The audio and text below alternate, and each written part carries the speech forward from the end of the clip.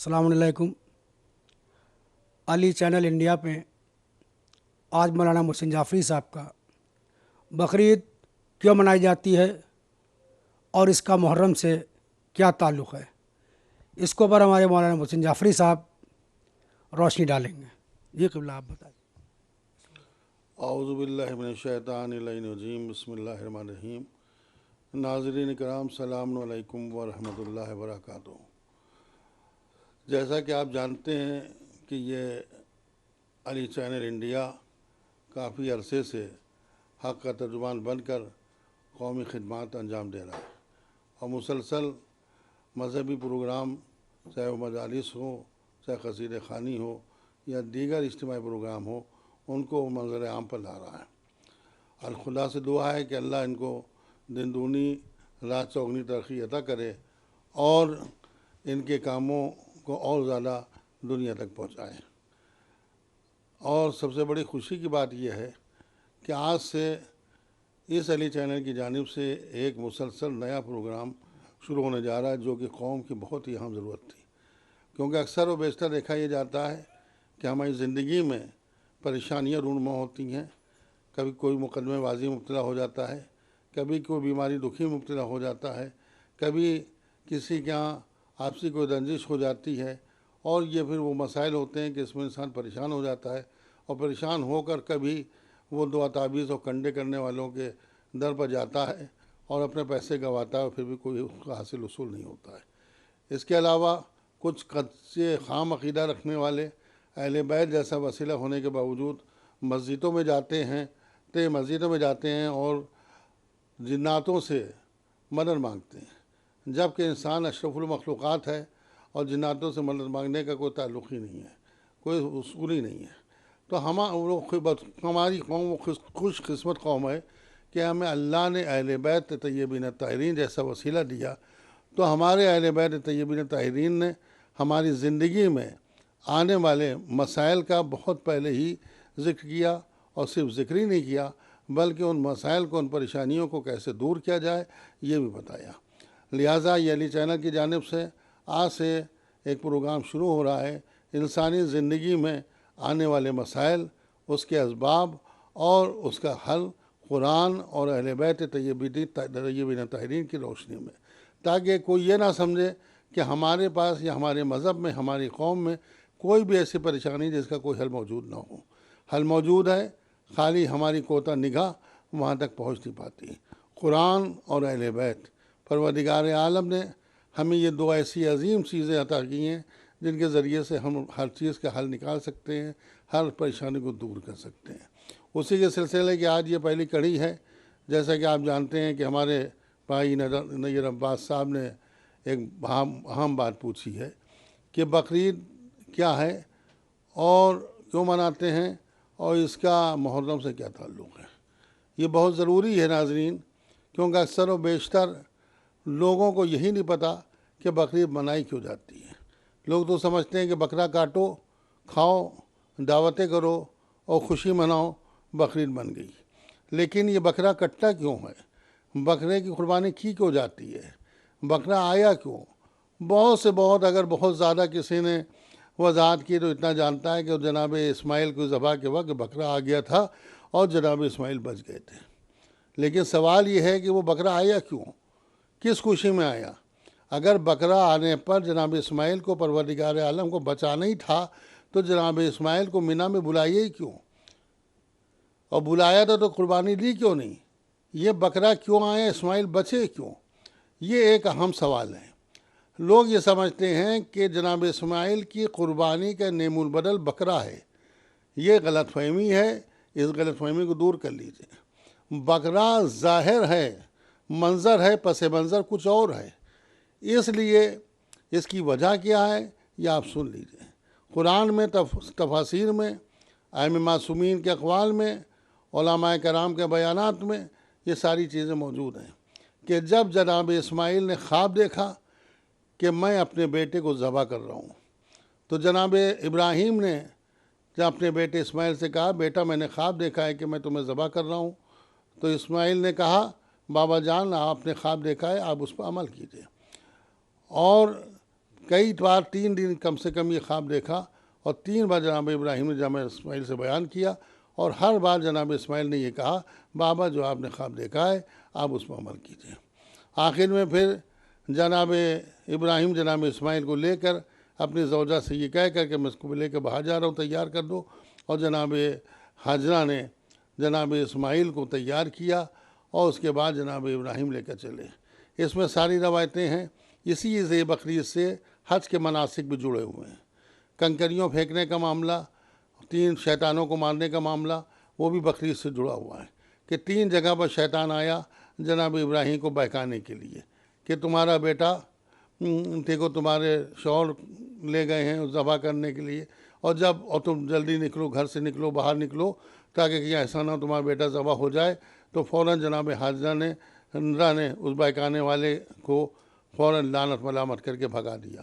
کیوں؟ جناب حاجرہ کوئی نبی پیغمبر نہیں تھی، لیکن انہوں نے یہ سمجھ لیا کہ یہ نبی کے خلاف بھڑکا رہا ہے، ہمارے شوہر کے خلاف بھڑکا رہا ہے، ہمیں گھر سے نکالنے کے لیے آمادہ ہے کہ ہم گھر سے نکل آئیں، ہمیں جبکہ گھر میں بیٹھنا چاہیے، ہم نبی کی بیوی ہیں۔ تو فوراً سمجھ گئے کہ شیطان ہے، کوئی رحمان والا نہیں ہو سکتا۔ لہٰذا اس کے بعد جناب اسماعیل کے پاس آیا، جناب اسماعیل کو بہکایا، لیکن کوشش کی بہکانے کی، معاذ اللہ وہ تو بہکانے میں نہیں آ سکتے، لیکن کوشش پوری کی۔ جناب ابراہیم کے پاس آیا، کیا کر رہے ہو؟ تو بڑا جوان بیٹے کو، ایک ہی بیٹا، اس کو تم قربان کر دو گے؟ ان کو بہکایا، لیکن جناب ابراہیم نے بھی لعنت برآمد کر کے بھگایا۔ 3 جگہ پر اس کو لعنتیں پڑیں، لیکن اپنی کوشش میں ناکامیاب ہو گیا۔ اس کے بعد مینا پر گئے۔ مینا پر جا کے آپ لوگ سنتے رہتے ہیں، جن کو نہیں معلوم سن لیں کہ آپ نے چھری نکالی، اور جیسا کہ خواب میں دیکھا تھا جناب اسماعیل لیٹے، تو جناب اسماعیل نے خود کہا بابا جان آپ آنکھ پر پٹی باندھ لیجئے، کیونکہ آپ ہمارا ذبح ہونا نہیں دیکھ پائیں گے۔ جناب ابراہیم نے آنکھ پر پٹی باندھی، چھری گلے پر رکھی۔ اب ایک باپ ہے، ایک جوان بیٹا ہے۔ سوچ لیجئے کہ جناب ابراہیم اگر جناب اسماعیل کے گلے پر چھری چلا دیتے تو ایک سنت ابراہیمی بن جاتی، ہر باپ کا اپنے بیٹے کو ذبح کرنا نا۔ اور جب سے آج تک بکرے قربان نہیں ہو رہے ہوتے بلکہ انسان قربان ہو رہے ہوتے۔ لہٰذا اتنا بڑا انسانوں کی قربانیوں کو کس نے بچایا؟ کہ بکرا کیوں آیا؟ اب علماء لکھتے ہیں، تفاسیر میں یہ واقعہ موجود ہے، آپ حضرات دیکھ لیجئے کہ ادھر جناب ابراہیم نے جناب اسماعیل کے گلے پر چھری رکھی، ادھر عالم انوار میں، عالم ارواح میں حسین کی روح دیکھ رہی تھی، امام حسین کا نور یہ دیکھ رہا تھا۔ امام حسین نے پروردگار عالم سے فریاد کی، پروردگار عالم یہ تو بڑا غلط ہو جائے گا کہ آج اسماعیل ذبح ہو گئے، اگر اسماعیل ذبح ہو گئے تو نسل اسماعیل ختم ہو جائے گی، اے پروردگار اسماعیل کو بچا لے۔ جب یہ کہا اسماعیل کو بچا لے، اب پروردگار عالم نے حسین سے کہا، عالم انوار میں کہا کہ حسین یہ بتاؤ کہ اسماعیل کو بچانے کے لیے تم کیا قربانی دے سکتے ہو؟ تم کیا قربانی دے سکتے ہو؟ اب یہ عالم انوار ہے، ابھی حسین بظاہر دنیا میں نہیں آئے ہیں۔ ایک بار حسین کا دل دیکھیے، یہ جو سخی ابن سخی ہیں تو ابھی کے دنیا میں آنے کے بعد نہیں، وہی کہا پروردگار جو بھی تو قربانی لینا چاہے میں قربانی دینے کو تیار ہوں، مگر اسماعیل کو بچا لے۔ پھر یہاں پر عہد و پیمان ہوا، وہ عہد و پیمان جیسا کہ نایر عباس صاحب نے پوچھا کہ کربلا کا بکری سے کیا تعلق ہے، تو پروردگار نے کہا حسین تمہیں قربانی دینا پڑے گی۔ ہاں پروردگار میں دینے کو تیار ہوں۔ کہا یہ اپنے بیٹے کی قربانی دے رہے ہیں، تمہیں اس کے بدلے اپنے بیٹے کی قربانی دینا پڑے گی۔ کہا میں دینے کو تیار ہوں۔ کیسے بیٹے کی نہیں، بھائی کی، بھتیجے کی، بھانجوں کی۔ اس طرح 72 قربانیوں کو پروردگار عالم نے نام بنام ذکر کیا، اور حسین بار بار کہتے رہے پروردگار مجھے منظور ہے، مجھے منظور ہے، مجھے منظور ہے۔ یہ 72 قربانیاں جو کربلا میں ہوئیں، یہ وہاں کا وعدہ تھا حسین ابن علی کا پروردگار عالم سے کہ تو اسماعیل کو بچا لے اور میں یہ قربانی دینے کو تیار ہوں۔ جب امام حسین علیہ السلام نے وعدہ کر لیا، اب اس کے بعد روایت آگے بڑھتی ہے کہ پھر اس کے بعد پروردگار عالم کا آواز آئی کہ حسین قربانی یہیں پر نہیں روکے گی، بلکہ اس کے بعد تمہاری مقدرات عصمت کو قربانی دینا پڑے گی، تمہاری بہن کے سر سے چادر چھنے گی، اور تمہارے اہل حرم در بدر پھرائے جائیں گے، خیموں میں آگ لگے گی۔ اب یہاں پر روایتیں لکھتی ہیں کہ حسین کی روح خاموش ہو گئی، حسین کی روح خاموش ہو گئی۔ اب چوتھے امام کی عالم انوار سے روح بولی، اے بابا جہاں پر آپ خاموش ہیں میں بولتا ہوں، آپ کی قربانی کربلا میں ختم ہو جائے گی، لیکن اس کے بعد کی قربانی دینے کے لیے ہم تیار ہیں۔ ہاں کربلا میں آپ کی قربانی کا احترام ہوگا۔ علی ابن الحسین نے کہا میری قربانی کا آغاز ہوگا، میں قربانی دینے کو تیار ہوں۔ تو یہ عالم انوار کا کیا ہوا وعدہ تھا، ایک حسین کا، ایک علی ابن حسین کا، ایک میرے آقا حسین کا، ایک چوتھے امام کا۔ جب یہ قربانی میں عہد و پیمان ہو گیا، اب اللہ نے عرش سے چشم زدن میں دمبے کو بھیجا، تو خالی دمبا ہی نہیں آیا بلکہ دمبے کے ساتھ ایک عہد آئی، وَفَرْ نَوْ بِذِبٍ عظیم۔ آج ہم نے اس قربانی کو ایک عظیم قربانی سے بدل دیا، ایک بڑی قربانی سے بدل دیا۔ تو جو مسلمان بکرا کاٹ کے خوش ہوتے ہیں کہ ہم نے فرض ادا کر لیا، سوچیں کہ یہ آج قربانی جو ہو بچی ہے، جناب اسماعیل زندہ بچے ہیں، یہ کس کے صدقے میں بچے، کس کے طفیل میں بچے؟ یہ حسین ابن علی نہ ہوتے اور وعدہ نہ کرتے تو اسماعیل نہ بچتے، اور یہی نہیں اگر اسماعیل نہ بچتے تو نسل ابراہیم آگے نہ بچتی، نسل اسماعیل نہ ہوتی، اور نسل اسماعیل نہ ہوتی تو آپ کو معلوم ہونا چاہیے کہ رسول خدا نسل اسماعیل سے ہیں، یعنی بظاہر رسول خدائی نہ ہوتے۔ اب آپ سمجھے کہ حسین ہے جنہیں وعدہ کر کے اسماعیلی کو نہیں بچایا بلکہ بظاہر اپنے نانا کی زندگی کو بچایا۔ شاید اسی وجہ سے رسول نے کہا وَأَنَا مِنَ الحسین، کہ میں حسین سے ہوں، اور پھر یہ وعدہ ہوا، پھر بکرا آیا۔ اب فطری بات کے فطرت کے تحت دیکھیے، عقل کے نظریے سے دیکھیے کہ اگر خالی بکرے کو سبب مان لیا جائے کہ بکرا آ گیا اسماعیل بچ گئے، تو یہ قرآن کی آیت کہاں جائے گی جو کہہ دی کہ ہم نے اس کو ذبح عظیم بڑی قربانی سے بدل دیا؟ تو کیا بڑی قربانی بکرا تھا؟ اگر بکری کی قربانی عظیم تھی تو کیا معاذ اللہ اسماعیل عظیم نہیں تھے؟ اس کے مطلب اسماعیل سے عظیم بکرا ہو گیا؟ تو یہ عقل میں آنے والی بات نہیں ہے۔ تو یاد رکھیے یہ کربلا بقرعید جو ہے یہ ابتدا ہے، یہ تمہید ہے کربلا کی، یہ بقرعید تمہید ہے کربلا کی۔ اس کے بعد جو کربلا ہے یہ اس بقرعید کی وجہ سے ہے۔ لہٰذا ہم لوگ جو یاد مناتے ہیں بقرعید کی، لیکن اس کے بعد محرم کو فراموش کر دیتے ہیں، جو بھی مسلمان ایسا کرتے ہیں ان کو گریبان میں منہ ڈالنا چاہیے۔ جو اگر مسلمان محرم کے غم کا انکار کرتے ہیں تو ان کو بقرعید کی خوشی منانے کا بھی کوئی حق نہیں ہے، اس لیے کہ بقرعید کی خوشی وہی منا سکتا ہے جو محرم کا غم منائے، کیونکہ اگر محرم کا غم نہ ہوتا تو بقرعید کی خوشی نہ ہوتی۔ بقرعید کی خوشی اس لیے ہے کہ ایک نبی کا بچ گیا، نبی کا بیٹا بچ گیا، اس لیے خوشی منائی جا رہی ہے۔ تو سوچنا چاہیے کہ ایک نبی، چھوٹے نبی، رسول اسلام کے نبی سے چھوٹے ہیں جناب اسماعیل، جناب ابراہیم، ان کا ایک بیٹا کا بچ گیا تو مسلمان اتنی خوشی منا رہے ہیں۔ لیکن فخر انبیاء، سردار انبیاء، رسول خدا، احمد مصطفیٰ، محمد مصطفیٰ صلی اللہ علیہ وسلم، ان کی آل میدان کربلا میں جو قربان ہو رہی ہے، تو کیا ہم خوشی منا سکتے ہیں کہ ہمیں ان کا غم منانے کا حق نہیں ہے؟ تو لہٰذا یہ خوشی خالی تمہید ہے، حقیقت کربلا ہے۔